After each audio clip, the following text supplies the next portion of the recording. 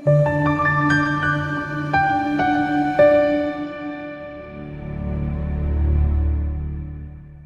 sabuya futhi. uNkulunkulu engaze ngakulonde kubusisa. La ukhona manje konke okwenza kube impumelelo. Kama kuPastor Nick channel eNew Flick okubalekile nesicela kwena ukusubscribe nokulike nokuthi ube yilunga lale channel. Boyisiza kakhulu ichannel uma uyilunga ngoba uma uyilunga kusho ukuthi ucontributor ke ngo-9 njalo ngenyanga kule channel. Abantu abayishumi sibangama member ale channel. Siyacela ukuthi nawe ujoin ube yilunga. Kakhulukazi mawukuthi you have nawe a stable source of income, you can contribute ngokuthi ube member yale channel. Kakhulukazi lokho kukhombisana nokuthi you value the content esilethela yona yamaphupho. Sitamla nje sibheke iphupho la. Igama lakhe akaliveli kahle ngoba ubhale nje lapho ethi user-it6qw9tc9i. Igama akalivelanga futhi uyona igama lisebenzayo ku YouTube leli. So uthi ngiyelele Pastor weningi bengicela ukubuza ukuthi kuchazani iphupha incwadi yeBhayibheli. So uma ngathi incwadi yeBhayibheli akachaza asazi noma usho incwadi within the Bible noma usho iBhayibheli lona ngokwalo. Yabo is a scripture. Kodwa ke uma ekhuluma ngencwadi akaspecify ukuthi incwadi ibani ngoba kungenzeka uphuphe uJohn 14. So uma uthi ngiphuphe uJohn 14 then that means kungenzeka umuntu onjengamanje is going through isikhathi esinzima, is going through a rough phase. So John 14 ungabe usuchaza la ukuthi ngithi wona uthini inhliziyo mayikakhathazeki. Just an example ukuthi uma if you are going through a rough phase bese uphupha John 14 definitely ukuthi incwadi izokukhuluma nawe kuleso simo kusona ukuthi no ungakhathazeki njengoba manje umuntu okhathazekile umuntu is going through mhlawumbe a lot kodwa ke isikhathi esizayo esingcono yabona. Kodwa ka specify ukuthi ingcwe iphi incwadi. Kodwa nje iBhayibheli lona ngokwalo liqukethe amandla kamoya. Uma ulibona nje ngeze kumuntu osukwembethe amandla kamoya athile noma umuntu wembethe amandla angcwele kaNkulunkulu yabona. Kodwa ke sibreak kanje. Okokuqala singakusho singathi thina uma uphupha iBhayibheli sithatha njengoPaul kakhulu uma ulusizi futhi udumele. Lokho kusho isikhathi senduduzo, inkululeko, injabulo nentuthuko engenambandela esizayo.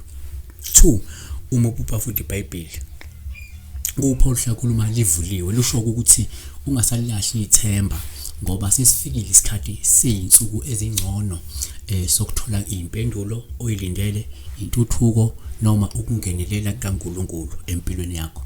3 uma uphupha futhi iBhayibheli uPaul uhle uma uliphethe lusho ukuthi wena wembethwa amandla futhi unesibindi nokuzethemba uzokwenza noma nesibindi nokuzethemba ukuzokwenza ukwazi ukunqoba ihibe noma izitha ezikhaqile njengamanje.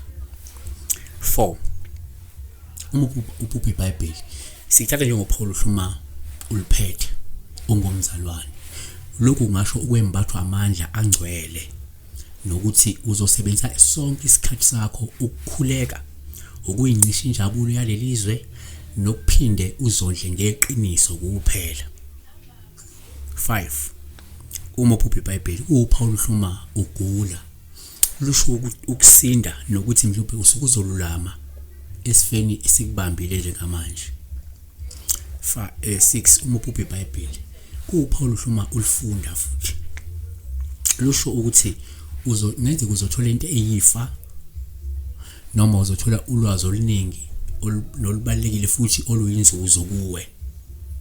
7 uma uphupha iBhayibheli kwesinye isikhathi uPaul uthola uhluma olufunda olungasho nje ukusindiswa noma isidingo sokuthi ke uphenduke futhi wenze intando kaNkulunkulu nesindlela zakho ziqonde. 8 uma uphupha iBhayibheli uPaul futhi uma ulifunda ungabeli uchaze ukuthi ungase mhlawumbe uthole umvuzo omkhulu futhi omuhle noncomekayo ongawulindele kodwa. 9 uma uphupha iBhayibheli uPaul uhluma ulithola noma uliphiwa lusho inhlanhla enkulu noqhaqha lwezibusiso, impilo engcono nokukhanya kanye nezindaba ezinhle ezizayo empilweni yakho.